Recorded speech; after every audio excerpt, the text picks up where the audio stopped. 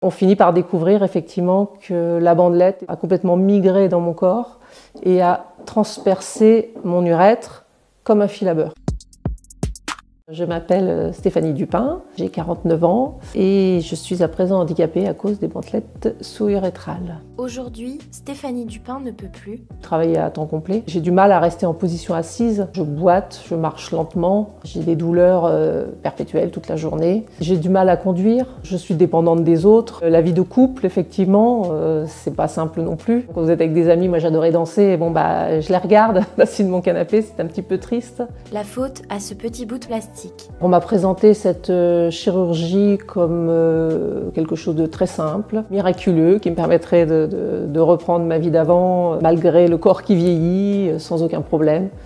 Et c'est pas le cas. Après avoir été sujette à de légères incontinences urinaires, Stéphanie s'est vue poser 3 bandelettes sous-urétrales. Il existe 2 types d'implants en polypropylène.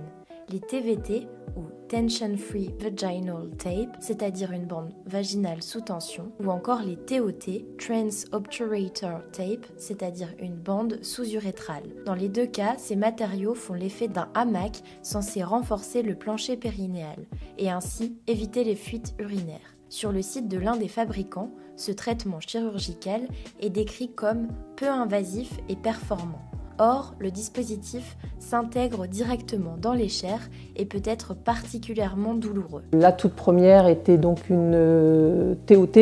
J'ai eu ce qu'on appelle une exposition vaginale. Les mailles de la prothèse passent à travers les muqueuses. Je suis retournée voir le chirurgien. Il a fait une section dans son cabinet. Je l'ai revu 1 an après pour faire le point et je lui ai expliqué donc que l'incontinence d'effort toujours n'était pas réglée. Et donc il m'a proposé une 2e bandelette. À mon réveil de l'anesthésie générale, je ne pouvais plus du tout uriner. Il a fini par accepter de couper la bandelette puisque je ne savais même pas que ça s'enlevait pas à ce moment-là. 1 an et demi après, Stéphanie repasse une 3e fois au bloc opératoire après de nouvelles complications.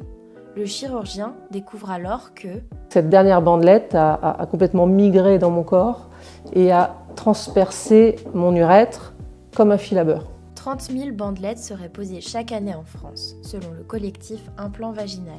D'après le docteur Perronnet, chirurgien urologue à Rennes, les complications sont rares sur la somme des bandelettes posées. Mais quand ça arrive, cela peut être dramatique.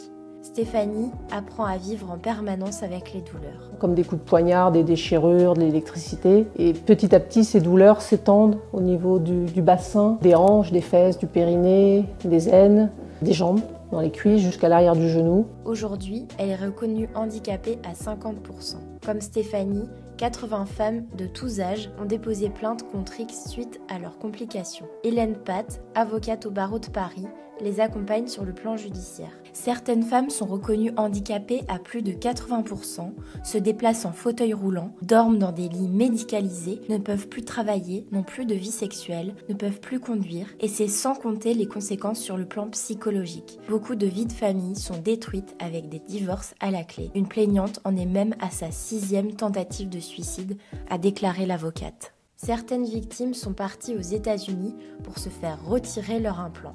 En France, rares sont les spécialistes à pratiquer cette opération complexe. Pour ma part, j'ai rencontré un professeur urologue, donc je suis seulement au début de la procédure. Personne ne peut savoir d'avance en fait de ce qu'il en sera après cette chirurgie. Vu l'ampleur de ce scandale, certains pays ont voté un moratoire sur la pose de ces implants. En France, 2 arrêtés ont été pris en 2020 et 2021 afin que ces dispositifs soient posés en dernière intention. Des alternatives existent, pourtant le corps médical ne l'a toujours pas pris en compte, explique maître Hélène Pat. Il y a effectivement un problème de transparence et de circulation d'informations, constate le docteur Perronnet. Lui réclame la création de centres labellisés avec un meilleur encadrement pluridisciplinaire de ces interventions. De son côté, Stéphanie espère obtenir réparation auprès de la justice. J'aimerais qu'on arrête tout ça et qu'on laisse le corps des femmes tranquille et qu'on arrête de les blesser par ces implants délétères.